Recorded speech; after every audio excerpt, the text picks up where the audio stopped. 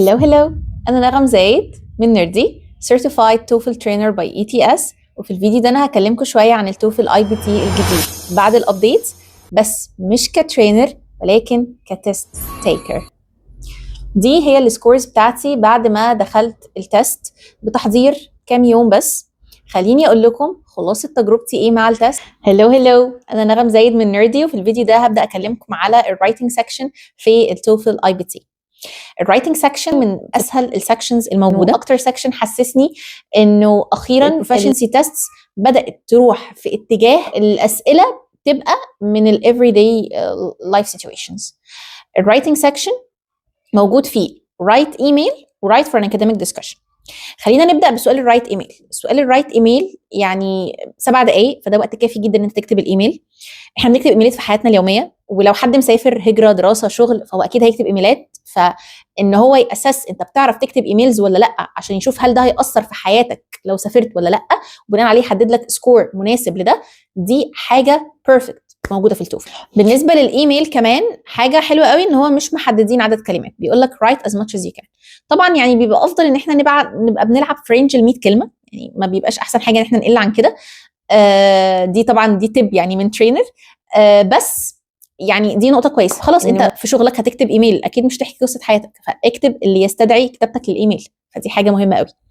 التوبكس بتبقى جنرال جدا، يعني التوبكس مش بقى توبك معقد انه write an email about مثلا الريسيرش بتاع يعني لا، مش حاجه معقده خالص. write an email مثلا your neighbor ان هو بيعمل نويز، فشوف انت هتقول له ايه. فانت حاجه بتتعرض لها سواء انت لدراسه او شغل انت بتتعرض لها، فالموضوع حلو جدا في النقطه دي. انت مجرد ان انت لو عارف الفورمات بتاع الايميل الصح، بادئ بجريتنج، مدي انفو او مدي بريف عن التوبيك، بعدين بدات تقول رايك، بعد كده ختمت في الاخر بكول اوف اكشن، او ختمت بثانك يو، او ختمت ببيست ريجاردز او وات ايفر، خلاص الايميل كده بيرفكت، طالما انا بس ما عنديش كمان ميستيكس في جرامر او في سبيلنج او في بنكتويشن.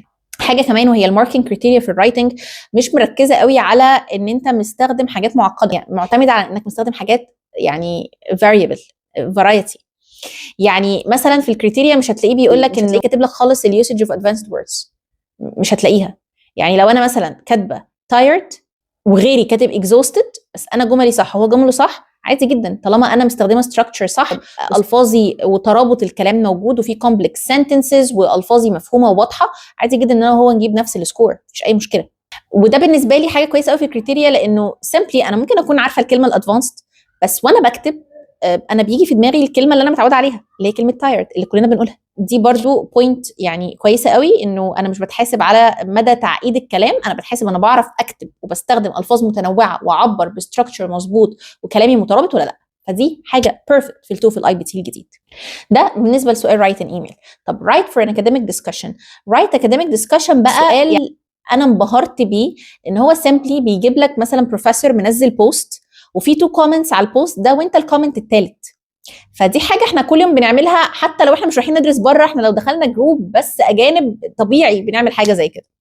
فبيجيب لك توبيك، بيجيب لك بروفيسور منزل مثلا يقول لك ان دلوقتي الناس مثلا مختلفه ان كان الاونلاين اديوكيشن يوسفول ولا هارمفul. كومنت بيقول له انا شايف ان هو هارمفul عشان 1 2 3. الكومنت الثاني بيقول له لا انا شايف ان هو يوسفول عشان 1 2 3. يجي دورك بقى انت تقول رايك. برضو سؤال حلو قوي، بيقول لك مينيمم 100 words، فيعني تمام حلو ان احنا اقل حاجه نكتبها لازم 100 كلمه. و100 كلمه ده باي ذا واي مش حاجه كبيره، يعني بتهيأ لكم ان هو كبير. انت يا دوب هتقول رايك وتدي سبب عن رايك ده، وتقول انت متفق ولا مختلف مع التو كومنتس الموجودين، يعني حاول انت تمنشن اي كومنت منهم وترد عليه، وذاتس انت كده خلصت وتلاقي 100 كلمه خلصت. فحلو قوي ان هو بيقيس الكوميونيكيشن رينج بتاعك واصل لحد فين، انت بتعرف تكوميونيكيت، هتعرف ترد على كومنت ولا لا، هتعرف تثبت حجتك ولا لا، برضه في نفس الوقت هتعرف تثبت حجتك بالفاظ وطريقه مختلفه عن اللي انت شايفه، ولا هتبقى بتنقل وخلاص. ما دي برضه بوينت مهمه قوي. وطبعا spelling grammar punctuation مظبوطين، هتلاقي نفسك بيرفكت والسكور بتاعك كمان بيرفكت. السؤال مدته 10 دقائق وده وقت كافي جدا جدا جدا انك تحل وتراجع.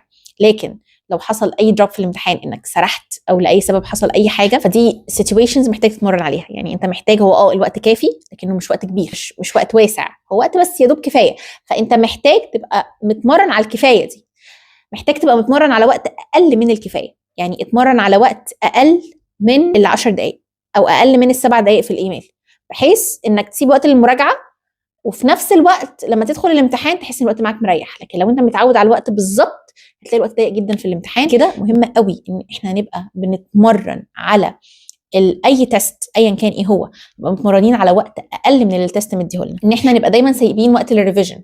يمكن ماشي انا اوريدي الاخطاء بتاعتي تبقى مينيمم لاني متعوده اكتب كتير، ممكن حد مش متعود يكتب كتير فالريفيجن هتفرق معاه عن ما هتفرق معايا. او يمكن انا اكون في حاجه كنت غلطانه فيها وانا ما شفتش، برضو ممكن يكون اللي حصل سليب وانا بكتب على الكيبورد حرف اتكتب بدل حرف، بتحصل.